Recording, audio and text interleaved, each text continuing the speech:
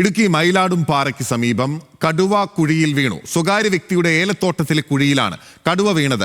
വനം വകുപ്പ് സംഘം സ്ഥലത്തെത്തി മയക്കുവെടി വെച്ച് കടുവയെ പിടികൂടും. വിവരങ്ങളുമായി ഇടുക്കിയിൽ നിന്ന് ആൽവിൻ തോമസ് ചേരുകയാണ്. ആൽവിൻ, മയിലാടുംപാറ എന്ന് പറയുന്നത് വലിയൊരു ജനവാസ മേഖലയാണ്. ഒരുപാട് ഏലത്തോട്ടങ്ങളുണ്ട് ഇടുക്കിയിൽ എല്ലായിടത്തെയും പോലെ.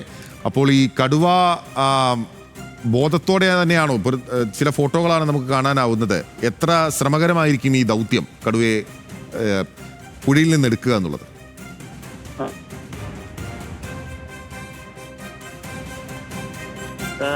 നിരവധി ഏലത്തോട്ടമുള്ള സ്ഥലമാണ് ഈ പ്രദേശം എന്ന് പറയുന്നത്. ഇവിടെയാണ് ഇന്ന് പുലർച്ചെ ഈ കടുവ ഒരു കുഴിയിൽ വീണതായി കണ്ടെത്തിയത്. സ്വകാര്യ വ്യക്തിയുടെ ഏലത്തോട്ടത്തിൽ ഒരു കുഴി എടുത്തിട്ടുണ്ടായിരുന്നു. ആ കുഴിയിലാണ് കടുവ വീണത്. അതിൽ ഏറ്റവും ശ്രദ്ധേയം ഈ കടുവയ്ക്കൊപ്പം ഒരു നായയുമുണ്ട്. ഈ നായനെ ഓടിച്ച് കടുവ ഈ കുഴിയിൽ വീണതാകാമെന്നുള്ളതാണ് ഇപ്പോൾ ഫോറസ്റ്റ് നൽകുന്ന വിവരം. കേരള തമിഴ്നാട് അതിർത്തിയിലാണ് ഈ മയിലാടുംപാറയിലെ ഈ സംഭവ സ്ഥലമുള്ളത്.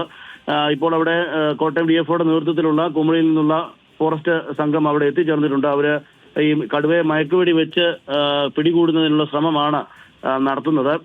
അതിന് തമിഴ്നാടിന്റെ ഫോറസ്റ്റ് ഉദ്യോഗസ്ഥർ കൂടി എത്തേണ്ടതുണ്ട്. ഇപ്പോൾ നിലവിൽ ആ കുഴി മൂടിയിട്ടിരിക്കുന്ന കുഴിക്കുള്ളിൽ കടുവയുണ്ട്. അതുകൊണ്ട് തന്നെ ആ പ്രദേശത്ത് നിന്ന് ആളുകളെയൊക്കെ അവിടുന്ന് മാറ്റുന്നുണ്ട്.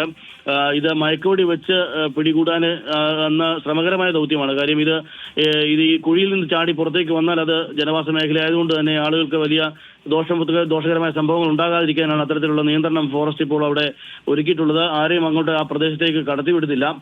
ഇത് പ്രോപ്പർ പറയുമ്പോൾ ഈ കൊച്ചിറ എന്ന സ്ഥലമാണ്. വണ്ടൻമേട് കൊച്ചിറ മയിലാടുംപാറയാണ് ഈ സംഭവം നടന്നത്. ഈ കടുവ 1.5 വയസ്സ് പ്രായമുള്ള ഒരു കടുവയാണ്. ആൽവിൻ തോമസ് ആണ് വിവരങ്ങളുമായി ചേർന്നിട്ടുള്ളത്. കടുവ കുഴിയിൽ വീണിരിക്കുന്നത് ഇടുക്കി മയിലാടുംപാറയിലാണ്. ഏലത്തോട്ടത്തിന് സമീപമാണ് ഇപ്പോൾ കുഴിയിൽ വീണിരിക്കുന്നത്. അതിനെ മയക്കുവെടി വെച്ച് ജനങ്ങളുടെ ജീവന് ഭീഷണിയില്ലാത്ത വിധത്തിൽ അവിടുന്ന് മാറ്റാനുള്ള ശ്രമമാണ് കോട്ടയം DFOയുടെ നേതൃത്വത്തിൽ നടത്തുന്നത്.